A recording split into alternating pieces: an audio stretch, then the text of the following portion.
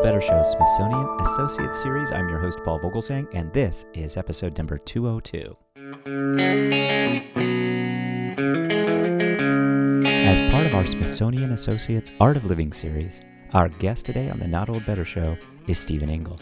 Stephen Engle is a professor of history and director of the History Symposium series at Florida Atlantic University.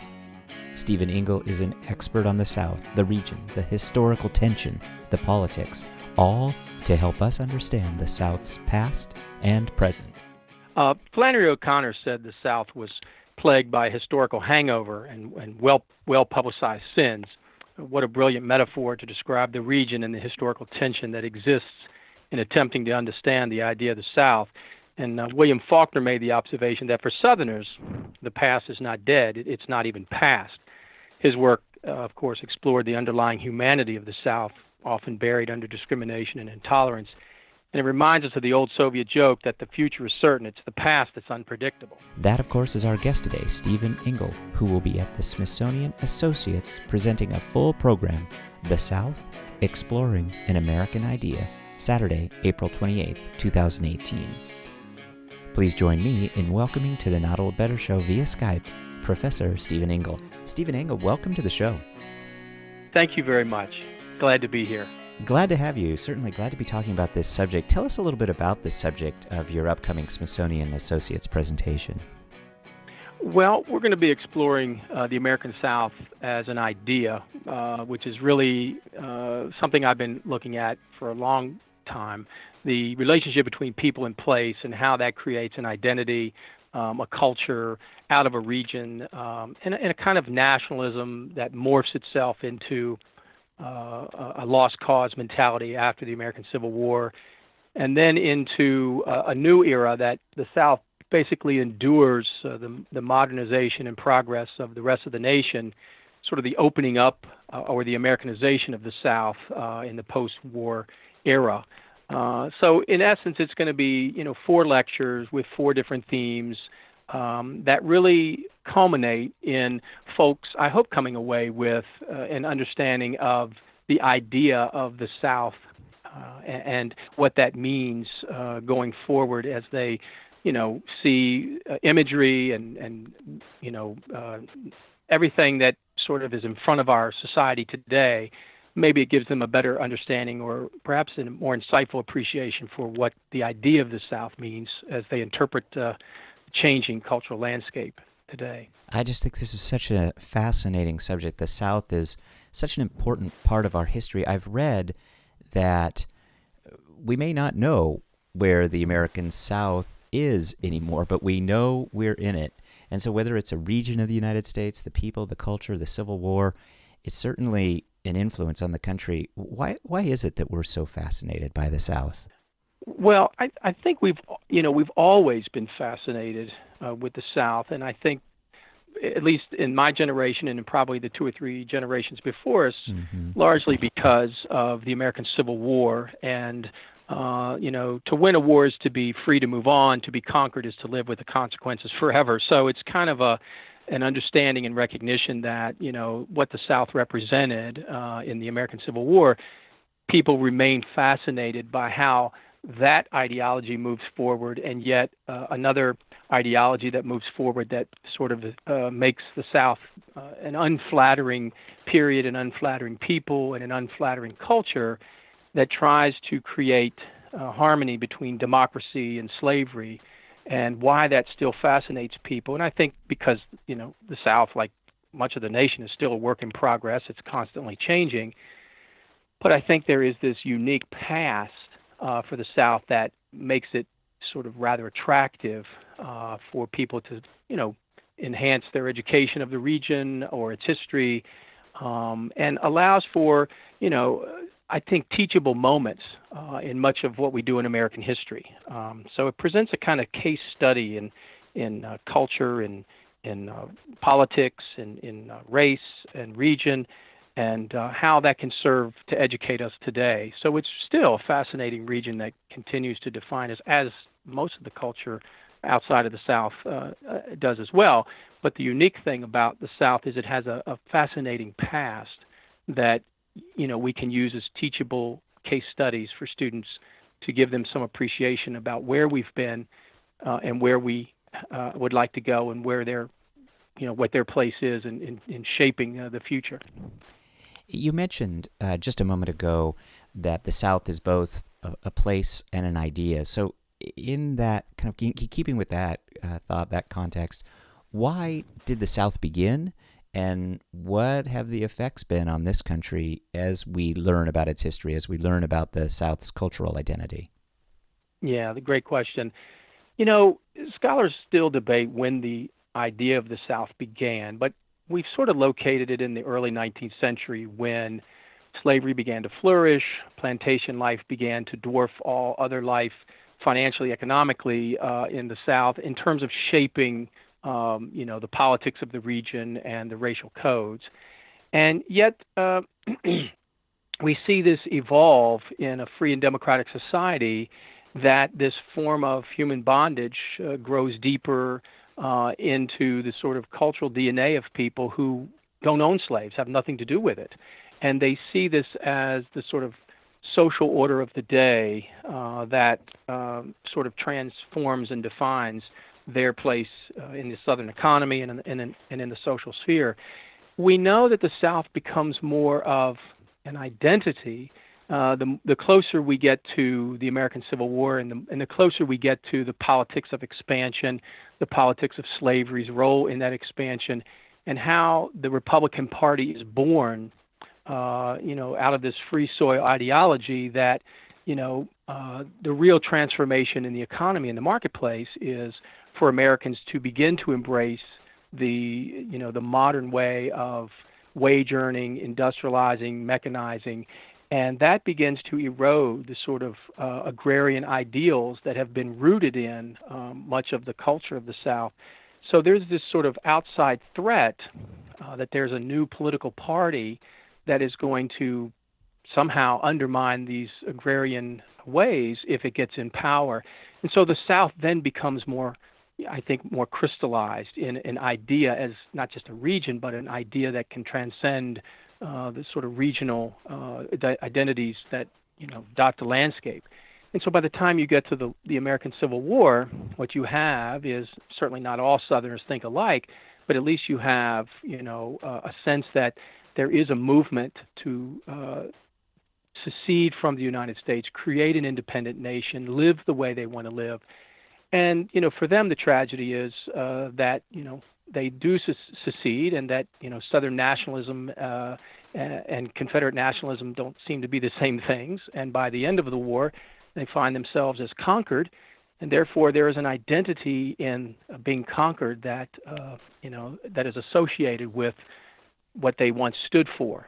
And that will then, of course, morph into holding on to a past where they can cast themselves more flatteringly into the rest of American history. So it doesn't look like they suffered the humiliation. Somehow they were noble patriots carrying out a dream that they believed to be more virtuous than the wealth-worshipping wage earners of the North.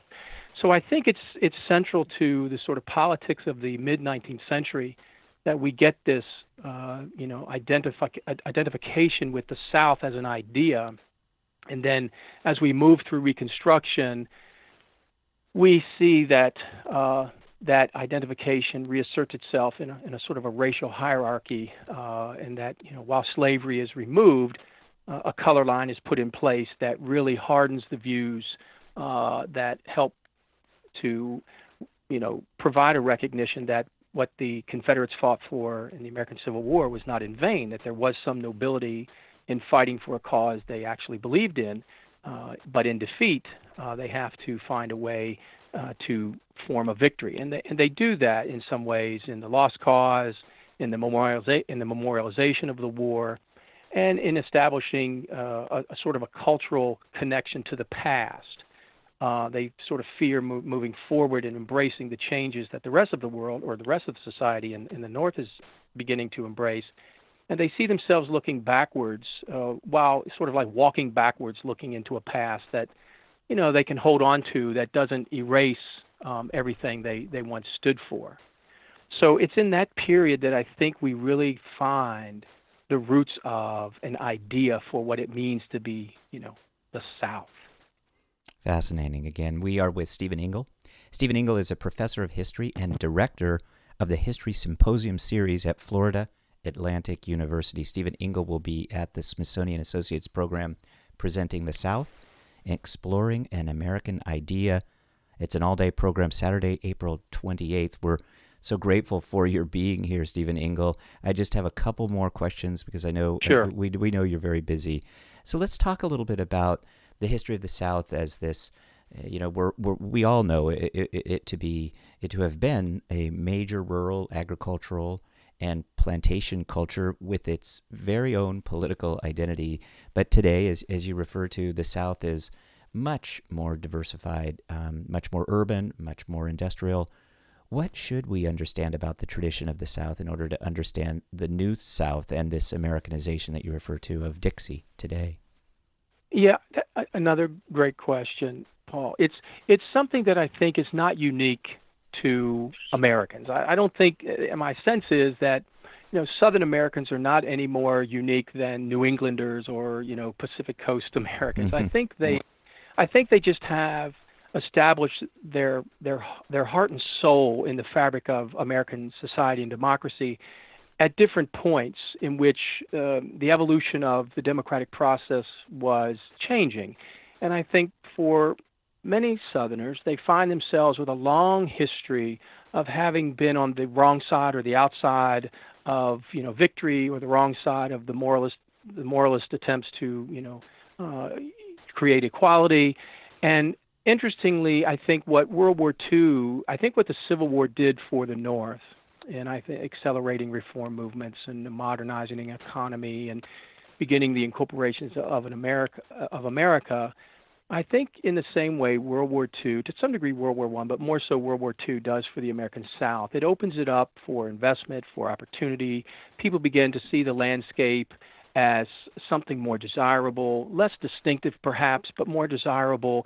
And then I think one of the traditions of the South is, there's a uniqueness to the way they do things, to the way they perhaps, cook food and enjoy music and they enjoy the landscape, or perhaps they have different ways of speaking. Not that they would be any different from people in northern Indiana or, Massachusetts, but they're different in their dialects. And I think that's a fascination with Americans who, after World War II began to move into the South. So much of the South after World War II becomes the other American who moves into a region that they now have to bridge the gap between what they know to be South in their history and what they've come to believe by living among Southerners, whether it's in Florida, Alabama, Oklahoma, Arizona, because the South begins to expand its geographic region. And therefore, the traditions of the South are at risk of being overwhelmed by all this fundamental change that looks and acts like, America, put on a coat and tie and went to the city, and therefore Atlanta becomes this sort of southern Chicago, or Chicago is the northern Atlanta. They're just hub cities that have great diverse cultures. And yet there's this risk that you might lose some of the heritage of holding on to what, Southerners believed made them distinct, whether they want to hold on to, a history that they thought was unique, that belonged only to them and not to the outsiders who've come in.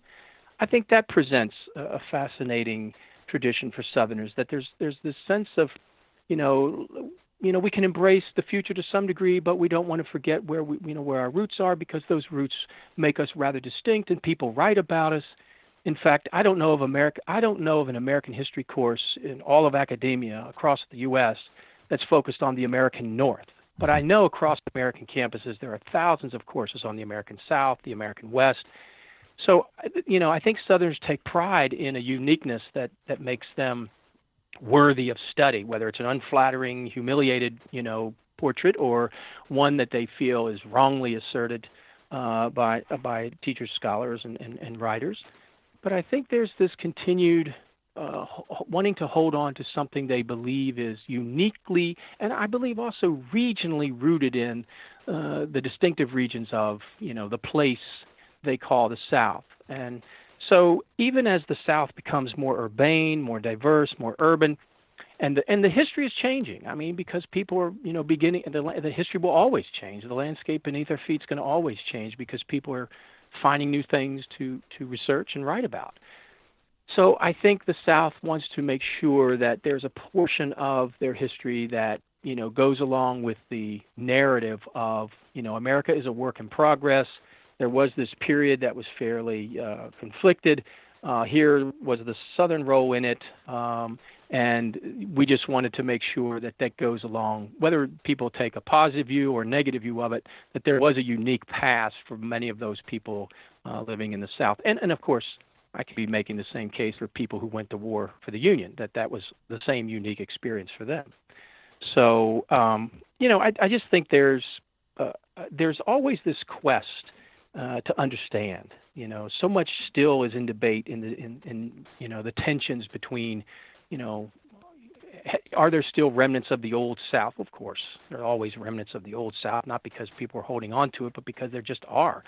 And in fact, people are holding on to the Old South in some ways. But there's just a historical nostalgia there that is always going to be present. And this could be said true for any region, but we're talking about the South, and I think it's especially, important in talking about the South.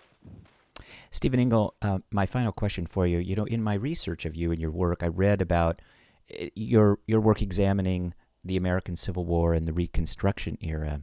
And among the dimensions of that period, the politics of power seem to be some of the most fascinating, certainly to our Washington, D.C. audience. And maybe you can touch on, among the many Dixie politicians, who played the biggest role in the South's politics of power, and what was his or her most significant political contribution to the history of the South?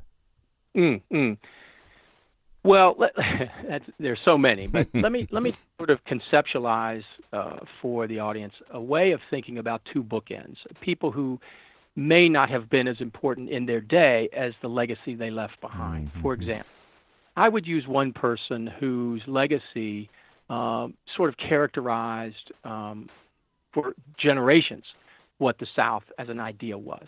And that was Alexander Stephens, who in his cornerstone speech in Savannah in March of 1861 asserted certain fundamental aspects about race that Southerners had come to believe. There's certain truths about the biological inferiority and the incapacity of African Americans to become equal because of some sort of biological deficiency, and that Southerners came to believe this truth and therefore justified the place of the slave in subordination to a master. And that cornerstone speech, regardless of how influential Alexander Stephens was as the vice president of the Confederacy, that speech is among the defining bookends of creating the idea of the South. In other words, it's one of the most often cited points of departure for people wanting to know, well, whatever we may think of the South today, here's what the vice president of the Confederacy wanted you to believe in 1861. So that often gets cited. And so what you find is that he represents an era of, of secessionism, of, racism, of prejudice, of discrimination, of, Southern nationalism. And who he was during the war is certainly important for the Confederate cause, but placed in the backdrop of that speech, you get a sense for that speech and makes, I think, becomes more important than Alexander Stephens going forward. And then the other person who I think represents the other bookend of this very conflicted period is Blanche K. Bruce. Blanche K. Bruce, is an interesting character because he's born in Farmville, Virginia, and makes his way ultimately to Mississippi. I mean, he tries to make a way in Kansas and in the West, but ultimately comes back to Mississippi, and is in 1874, I believe, the Mississippi state legislature elects him to be a representative to the U.S. Senate. Now, this is in 1874, an African American who becomes a U.S. senator. Now, this suggests the agency within the black culture that undoes a lot of our thinking about, the victimization of African Americans in this period. Clearly, it was a horrific time for African Americans, but there was this sense of agency, this sense of purpose, and this sense of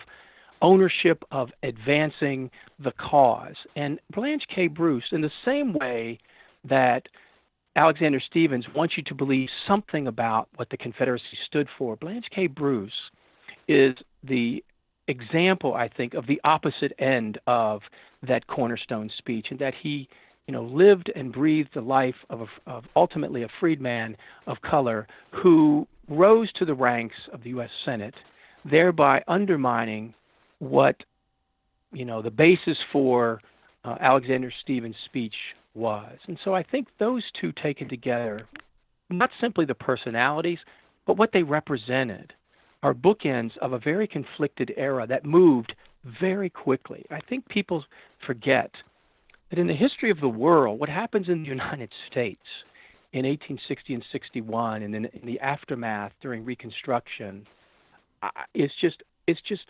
unprecedented. The fundamental change that takes place so quickly. I know we think of the war as beginning in 61 and ending in 65, but the reality is Reconstruction begins with the opening of the war as American lives begin to reconstruct and wrap themselves around this catastrophic, titanic conflict that no one, had any sense of what to expect, the size of it, the scale of it, and certainly not what the results would be. And then for Blanche K. Bruce to enter the Senate is a fascinating, I think, commentary on how quickly Americans had the advance. Of course, then this reverses, from decades after that. But at least there is this moment in time where there's this agency. There are these representatives of this agency, and the South, of course, is sort of cast aside in a way that suggests, there are two Souths. There's the white South and the African American South, and that Blanche K. Bruce only represents the African American South. And of course, he's one among, a very handful of those to make it. But I use him as a way of establishing a kind of benchmark that there was this agency, there was this purpose within the African American community that they could solve the problems if they just move themselves into a position of politics, because change comes at the ballot box. And so I think in the same way that I want to, get the students to understand, or the people coming to the Smithsonian to understand, that this was a very conflicted period, but also a period that saw, legislative, constitutional change so quickly, and yet, of course, stalls right after Reconstruction. And then we have this second period of Reconstruction where you're fighting for this agency, and you're fighting for this ebb and flow of political life to come back. It takes decades, not until the 50s and 60s. But at least Blanche K. Bruce and I think Stephens represent the Civil War and Reconstruction era bookends of what was possible, what Southerners thought was possible in leaving the Union, and what African Americans thought was possible in preserving the Union and moving forward in the 13th, 14th, and 15th Amendments. Stephen Engle, thank you for that answer. What a wonderful, complete answer to that question, and what great insights, these two bookends, Blanche K. Bruce and Alexander Stephens. Thank you again for that. We're going to learn about that and much more when you are at the Smithsonian Associates Program on the 28th of April. But thank you so much for your time. It's just been a pleasure talking to you. Well, thank you so much, Paul, and I'm happy to do it, and I look forward to being at the Smithsonian on the 28th. We look forward to seeing you. Thank you again, Stephen Engle. Thank you. My thanks to our guest today, Stephen Engle, who will be at the Smithsonian Associates presenting a full-day program, The South, Exploring an American Idea, Saturday, April 28, 2018. My thanks as well to the Smithsonian team for all they do to support our interviews. As usual, we will post links to everything, and also as usual, my thanks to you, the listeners, for joining me today. Your time is valuable, and I'm grateful you're spending some of it with me. I'm always interested in feedback, and you can leave that at iTunes, Google Play, or send me email at info@notold-better.com. Stay tuned for our next show, another great one, as we talk about better, the Not Old Better Show. Thanks, everybody, and please remember to check out genealogybank.com/NOBS for great genealogy newspaper articles, history, and data, and to support the show. That's genealogybank.com/NOBS. Thank you.